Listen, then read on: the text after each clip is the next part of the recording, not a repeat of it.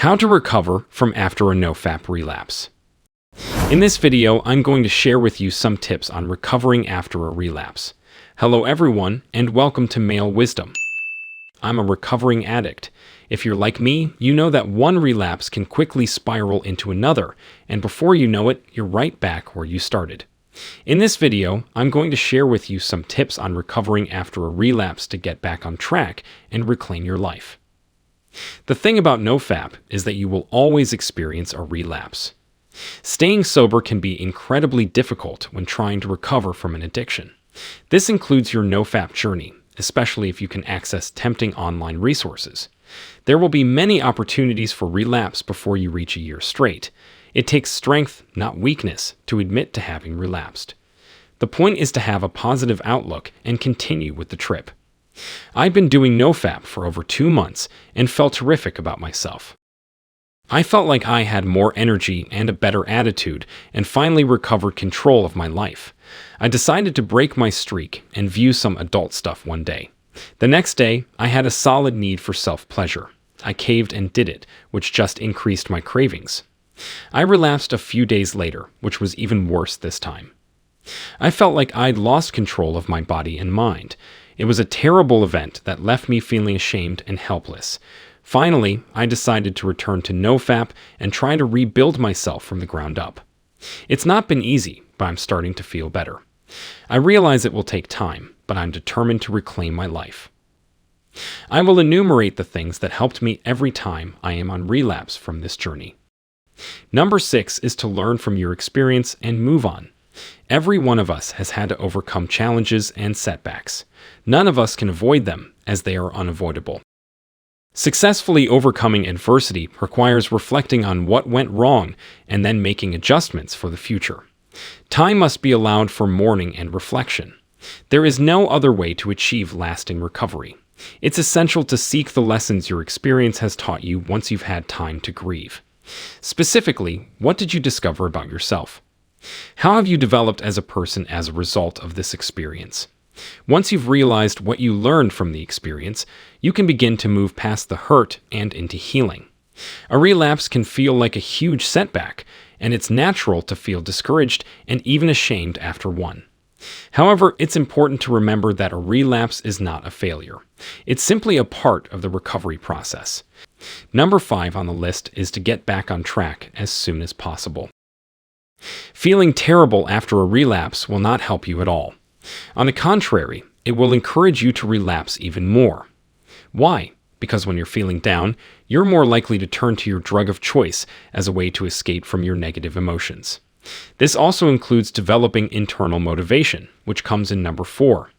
I know it can be hard to stay motivated when we don't see any immediate results. However, research has shown that there are some things we can do to keep ourselves motivated even in the absence of external rewards. In other words, we shouldn't focus on the benefits we'll get from success, but rather on the emotions we'll experience. If we want to lose weight, for instance, we shouldn't think about how much smaller our clothes will be when we reach our desired weight. We instead think about how fantastic we'll feel. If you're having trouble staying motivated, it could help to consider how good it will feel once you've reached your objective. There's a good chance you'll be able to discover the drive within yourself to keep going. It's called intrinsic motivation, when people are motivated from the inside. Do you remember the last time you did anything simply because you felt like it? Number 3 is to make a plan for how you will avoid future relapses. Dopamine is a chemical that is very important to the reward system in our brains.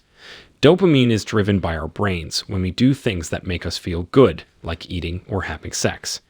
This dopamine rush makes us feel good and want to do the same thing again. But if we can't do it again, our dopamine levels drop and we feel sad or disappointed. Sometimes our brain may give us flashbacks of the event to make us think that we are still getting the same amount of dopamine. Some of these flashbacks can be very clear and may involve all 5 senses. Even though they might make us feel better in the short term, they can also cause addiction and other problems. Because of this, it's essential to know what dopamine does in our brains and how it could hurt us. Anyone can feel weak when they have these sexual flashbacks, usually lasting between 5 and 10 minutes. Make sure you don't stop sitting alone because that will make you hungry and make it very hard for you to be on NoFap. It's easy to get hooked on the hit of dopamine we get from our screens, like TV, phones, and videos. And it's not just a matter of willpower. The dopamine release can change how our brains work, making it harder to resist the urge to check our phones. But there is some good news. We can also trick our brains by giving them dopamine from other sources. Some foods, like chocolate and avocado, and exercise can help raise dopamine levels. So the next time your favorite show calls you, try going for a walk instead. You might be surprised at how well it works to help you stop doing something. Due to where you are, the best thing to do is plan your day so that you don't have time to relax. Number 2 on the list, don't beat yourself over it. Everyone makes mistakes sometimes. We all make mistakes. It's part of being human. Sometimes our mistakes are small, like the typo in an email. Other times they're bigger, like having a relapse after NoFap. But no matter how big or small our mistakes might be, it's important to remember that we all make them. And just because we make mistakes doesn't mean we're bad people. So if you find yourself beating yourself up over an error, try to cut yourself slack. Everyone makes them sometimes, and chances are the people around you have made similar mistakes. So go easy on yourself, and don't be too hard on others when they make a mistake. We're all only human, after all. Number 1 on the list is to remember why you want to do NoFap first.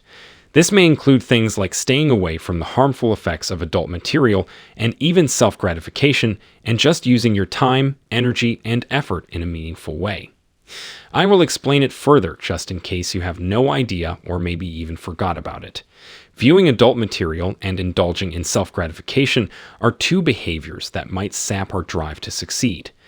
Both behaviors are addictive because they trigger the release of dopamine, the brain's reward chemical. Dopamine is an essential neurotransmitter for motivation and goal-directed behavior. Studies demonstrate that people lose interest in achieving their goals when levels are low.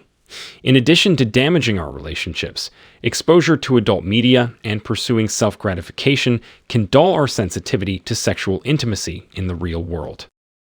Additionally, these practices can consume a great deal of time and effort that could be put to better use elsewhere. How you use your time, effort, and energy is up to you. You can choose to use them in a way that is beneficial for you, or you can choose to waste them. If you want to make the most of your life, you must beneficially use your time, effort, and energy. This means doing things that help you grow and develop as a person and improve your life in some way.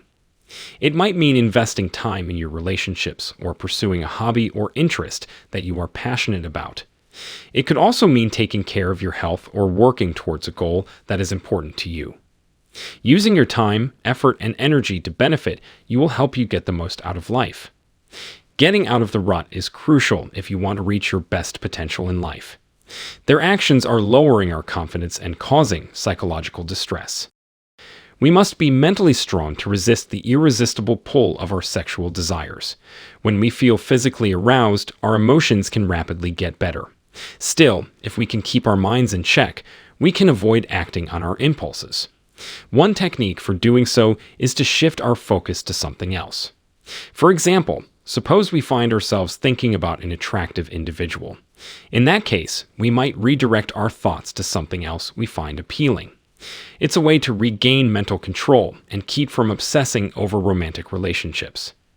It's also crucial to keep in mind that having sexual desires is a standard element of being human. Instead of letting our appetites control us, we should learn to exercise healthy self-discipline. While some people seem to bounce back quickly from setbacks and blunders, others take much longer. Troubles are something that everyone has to deal with. While some seem to buckle under the strain, other people seem to be able to weather them with dignity and fortitude. There are a lot of tricks and techniques out there to attract women, but what if there was one secret method that worked better than all the rest? Well, there is, and it's called NoFap. In this next video, I'll explain how NoFap can help you become more attractive to women and why it works so well. So make sure to click on it.